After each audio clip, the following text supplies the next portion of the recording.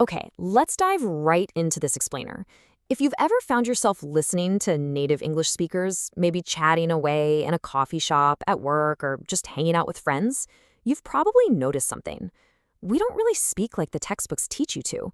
Instead, we rely heavily on idioms and casual everyday expressions to make our conversations flow naturally. Grasping these phrases, honestly, it's the absolute secret to sounding way less like a robot and so much more like a local. Hello and welcome to my YouTube channel. I'm Ellery, and today we're going to learn 10 useful and commonly used English idioms that you can use in everyday conversations. So let's get started.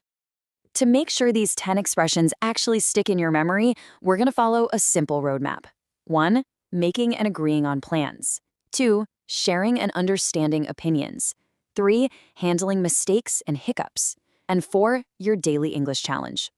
Let's start with section 1, making and agreeing on plans. These are expressions for setting a positive, forward-looking tone. So imagine you're trying to figure out what to do with a friend this weekend and you really just want to keep the vibe positive. Our first expression is, it's up to you. This literally just means you can make the decision. The key takeaway here is that we use this phrase when we want someone else to choose. It perfectly communicates that, you don't have a strong preference either way and you're totally happy to just go with the flow. It takes the pressure off of you and hands the steering wheel right over to your conversation partner. Let's look at how this plays out in real life. If a friend asks, where should we eat tonight? You can just respond with, it's up to you. I'm happy with anything. See how polite and easygoing that sounds?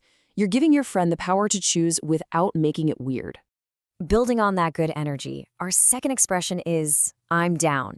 This translates to, I'm willing to do it, or I like the idea. It's a wonderfully casual, everyday way to say you agree to a plan. When you tell someone, I'm down, you're signaling that you're not just willing, but you're actually bringing a really agreeable, upbeat energy to the table. For example, let's say your friend makes a suggestion for your weekend plans and says, do you want to watch a movie tonight? You simply reply, yeah, I'm down. Listen to the enthusiasm there. It's so much more natural and friendly than saying some stiff textbook phrase like, yes, I agree to your proposal. All right, moving on to our third phrase, sounds good. This means, that sounds like a good idea, I agree. This one is incredibly versatile. We use sounds good when we agree with a suggestion, a plan, or an arrangement. Honestly, this might be one of the absolute most commonly used expressions in everyday English. It's the ultimate frictionless way to lock in a plan. Let's go ahead and finalize that movie plan. Your friend says, let's meet at 6 p.m. And you say, sounds good. It's short, it's sweet, and it confirms the arrangement instantly. Okay, on to section 2, sharing and understanding opinions. This is all about navigating conversations and differing tastes. Navigating a conversation where you have differing tastes, or when you just need to validate someone else's perspective, well, that can be a bit tricky when you're learning a language. Expression number 4. That makes sense, helps you do this perfectly. It means I understand, and what you said is logical. We use this when someone gives us an explanation that we genuinely think is reasonable. It's such a great way to validate the person you're talking to, showing them you're actively listening and processing their side of the story.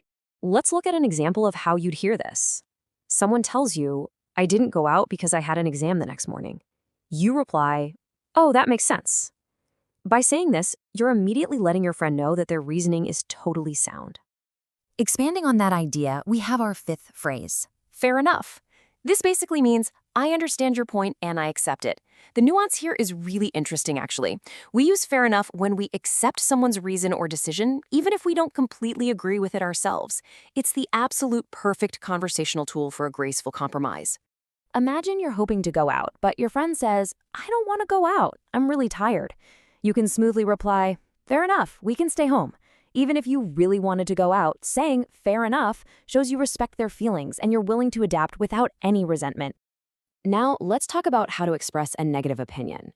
If you just flat out say, I don't like it, it can come across as a bit harsh or blunt.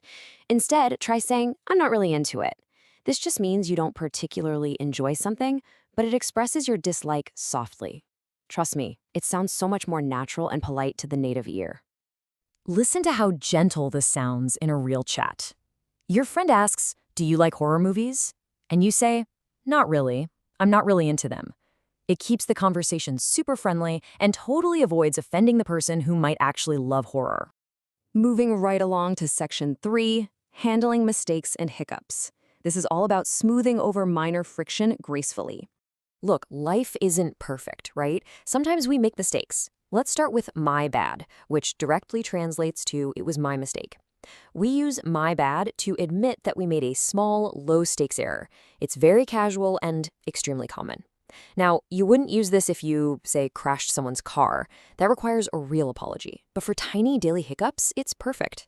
For instance, look at this mix-up at work. A coworker says, "You sent me the wrong file." You can just say, "Oh, my bad. I'll send you the right one." It's a quick, easy admission of fault that instantly diffuses the situation. Next is a fantastic, incredibly useful phrase, give me a heads up. This means tell me in advance.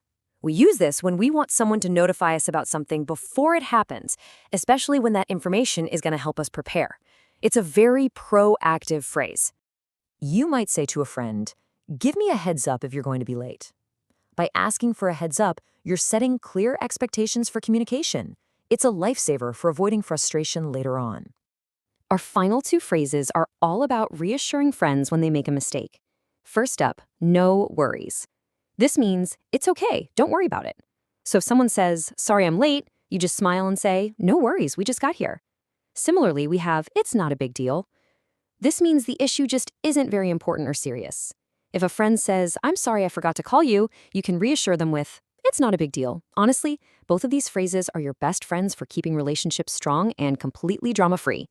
Wow, we've covered a lot of ground today. Let's do a really quick recap of our 10 essential expressions. For making plans, we have, it's up to you, I'm down, and sounds good. For sharing opinions, we explored, that makes sense, fair enough, and I'm not really into it. And for handling hiccups, we learned, my bad, give me a heads up, no worries, and it's not a big deal. I highly recommend pausing here to take a quick screenshot so you can review these later. And that brings us to Section 4, your Daily English Challenge. Look, learning these phrases is only step one. Actively using them out in the wild is where the real magic happens. So I want to leave you with a question to think about. Which of these 10 idioms will you actively try to use in your very next English conversation? Pick just one, write it down, and challenge yourself to say it out loud today. Thank you so much for joining me for this explainer. Keep practicing, and I will see you next time.